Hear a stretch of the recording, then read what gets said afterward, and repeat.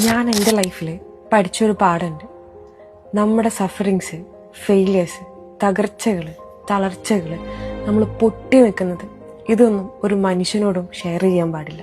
നമ്മൾ ലൈഫിൽ പലപ്പോഴായിട്ട് സിമ്പതി, സപ്പോർട്ട്, അതുപോലെ തന്നെ കൺസിഡറേഷൻ ഇതൊക്കെ എക്സ്പെക്റ്റ് ചെയ്തിട്ടാണ് നമ്മൾ സഫറിങ്സിനെ കുറിച്ച് മറ്റുള്ളവരോട് ഷെയർ ചെയ്യുന്നത്. എന്നാൽ ഈ ടൈമിൽ നമുക്ക് തിരിച്ചു കിട്ടുന്നത് ഇഗ്നോറൻസ്, നെഗ്ലിജൻസ്, അതുപോലെ തന്നെ നമ്മൾ ഒഴിവാക്കലുകൾ, തകർക്കുന്നത്, നമ്മളെ തളർത്തുന്നത്, ഒറ്റയടിക്ക് താഴെ ഇടുന്നത്. നമ്മളപ്പോൾ ഓർക്കുന്നില്ല ഒറ്റ നേരത്തെ റിലീഫിന് വേണ്ടി നമ്മൾ തകർക്കുന്നത് നമുക്ക് ഫ്യൂച്ചറിൽ കിട്ടാൻ പോകുന്ന, അവർ നമ്മളിൽ ഇൻവെസ്റ്റ് ചെയ്യാൻ പോകുന്ന ഒരു കോൺഫിഡൻസ് ഉണ്ട്.